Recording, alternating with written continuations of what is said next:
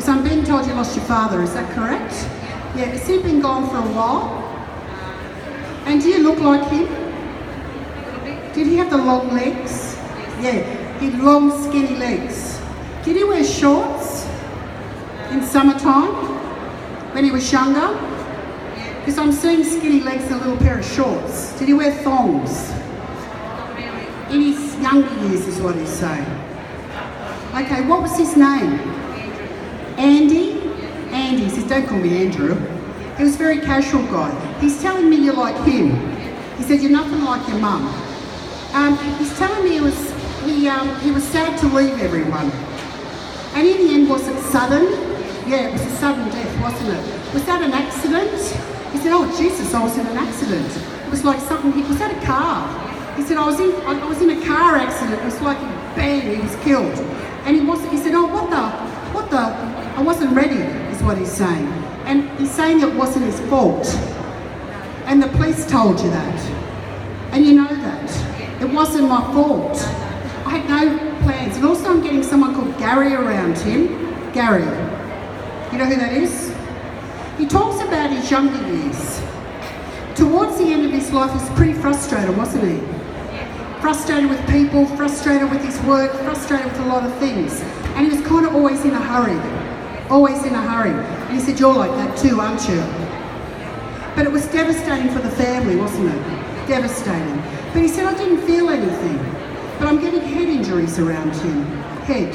And he kept saying it wasn't my fault. And you always, after he died, you always felt he was going to come home again. Because this was when you were younger. Like a young girl, you know, when you go to your mum's house. You always thought he was going to walk in the door. Yeah? You keep thinking you're going to see him again. That's what he's saying.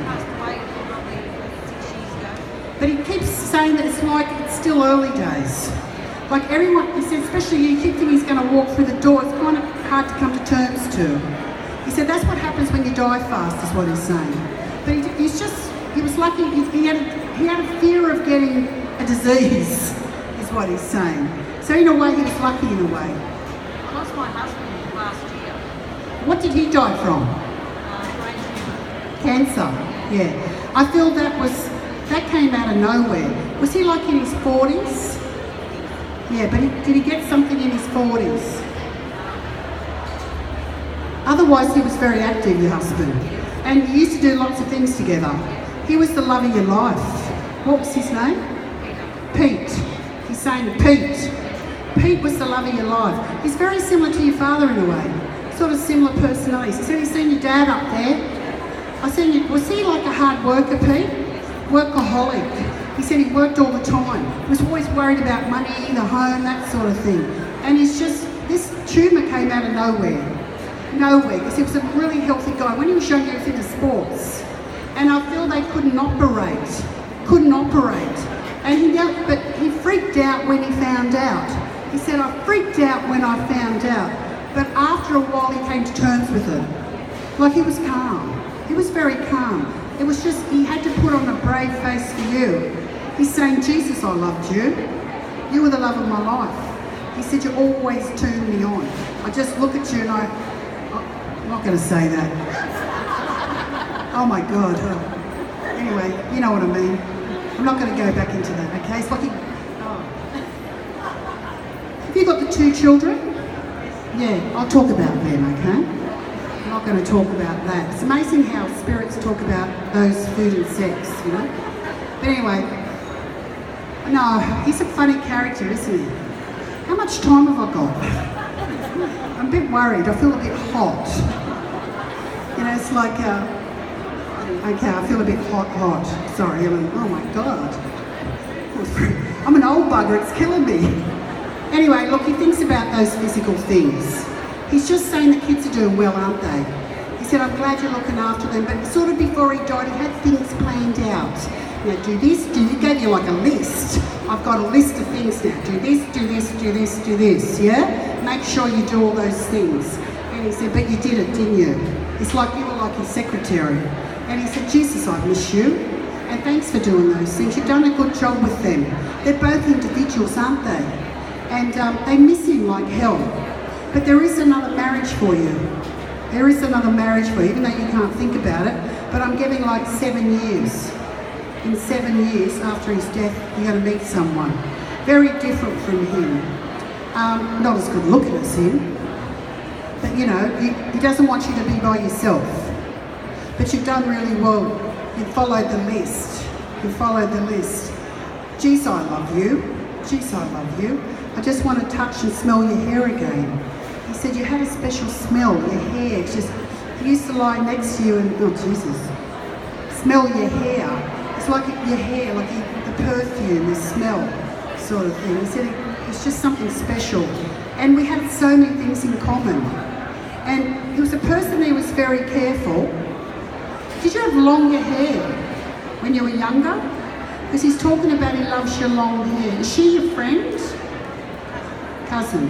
And you get on like best friends. And are you guys going overseas? Because he said there's some travel coming up for you. And also I'm seeing America around you. Have you been there? Yeah, because you're going over there. You see, his son loves to travel, doesn't he? I see him travelling a lot, okay? And your daughter, what's she doing? Yeah, she's very different from him. Your son's like wild in a way. He wants to travel, he wants to explore the world. And I feel that he looks similar to you though, is what he's saying. Whereas the daughter is more, you know, she's more serious sort of thing. But she's a lovely girl. She got the 2 children. Oh, he said they're gorgeous, my grandkids. And that's what he misses. He misses those grandkids. But your son's not going to marry anyone from overseas. He said, bring him back. I don't want him to go over there, but you're going to go and visit him. Or you're going overseas is what he's saying. But he's all over the place at the moment, his son. Yeah, but he's got big ideas. He's got big ideas. Oh, geez, it'd be good to live over there or America. He's full of energy. He said he's got all these really big ideas. But he said the grandkids are just gorgeous. Just gorgeous. Keeps you busy too. Keeps you busy too. Also, have you made changes to the house? Yeah, he said it looks good. But are you a collector? He said you need to throw out some of the stuff. Because you're a hoarder in a way, is what he says. Sorry, it's getting very personal. You collect too much stuff. You collect too much stuff. You need to get rid of it, okay? But I'm getting 7 years and then you've got another relationship coming in, which is going to be very significant to you, and I'll just leave it there. Thank you.